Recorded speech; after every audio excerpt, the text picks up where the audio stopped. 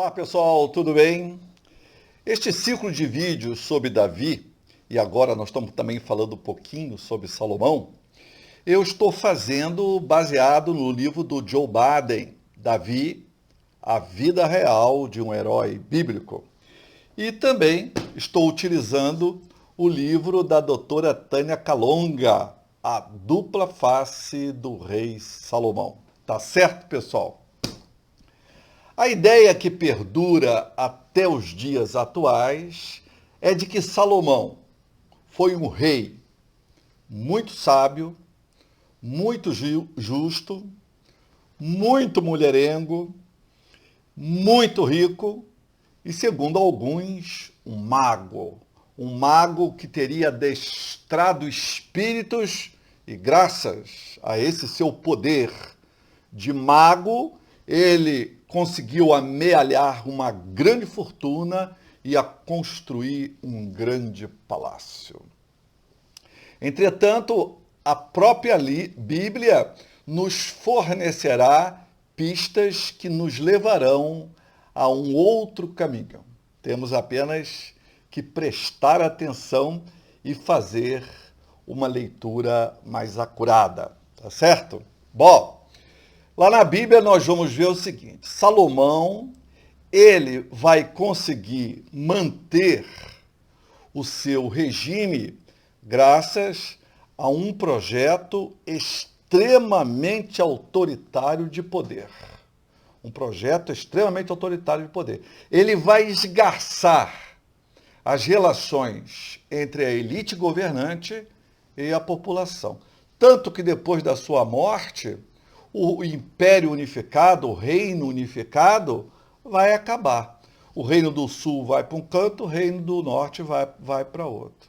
Salomão vai manter uma corte numerosa, extremamente onerosa, né? Essa corte vai exigir muita grana para mantê-la. Para isso, ele vai aumentar tremendamente os impostos e vai incrementar a corvéia.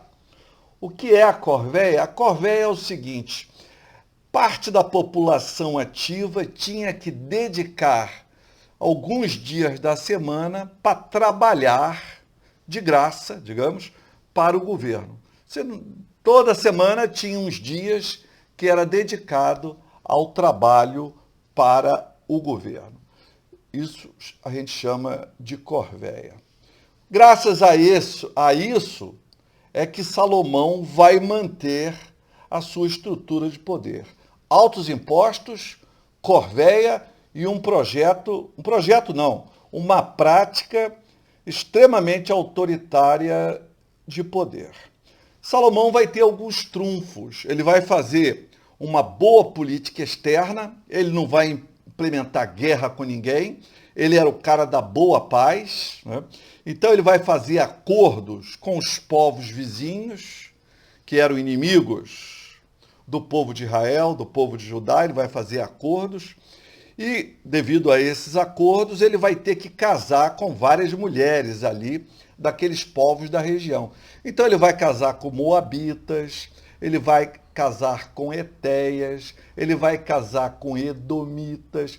Ele chega até mesmo, num grande golpe diplomático, casar com uma filha de uma superpotência como era o Egito. Ele vai casar também, uma das suas esposas virá do Egito, filha do faraó. Ele vai estabelecer uma política de boa vizinhança com o rei de Tiro, o rei Irã, vai comprar dele azeite e trigo e vai mandar madeira e mão de obra especializada. Mão de obra especializada na construção de templos, na construção de residência e na construção de navios. Salomão vai se valer da sua posição estratégica privilegiada e vai passar a cobrar impostos pelas mercadorias, pelas coisas que circulavam por ali, oriundas das duas grandes superpotências da época, as cidades-estados da Mesopotâmia e do Egito. Então Salomão não foi um cara realmente bobo. Ele vai fazer uma política de boa vizinhança, isso vai lhe dar paz o suficiente para tocar uma política interna mais autoritária, uma vez que ele não está enfrentando nenhuma crise externa. É propalado que Salomão era um grande sábio. Nós temos hoje uma ideia de sabedoria que não é a mesma ideia que estava lá na cabeça dos narradores bíblicos. Na época, todos os grandes governantes eram sábios. Os governantes da cidade-estado da Mesopotâmia eram narrados, eram descritos como sábios. Os faraós lá no Egito, descritos como sábios. Salomão, claro, fazia parte da sua época e também será descrito também como um sábio. Só que esse sábio não é bem o sábio como a gente entende hoje. É um sábio que tem mais conhecimento, e é um conhecimento mais enciclopédico. Então ele vai se atribuir esse conhecimento a Salomão, que é óbvio, não era um conhecimento de Salomão, isso é uma atribuição dos escribas, que todo escriba era pago, era um empregado do rei para falar bem do rei. E a moda na época era dizer que o rei era uma pessoa muito sábia. Então eles vão discorrer sobre os rios, sobre os mares, sobre as florestas, sobre os peixes, sobre os animais terrestres, os animais do ar. Então há um interesse muito grande na botânica, um interesse muito grande na zoologia.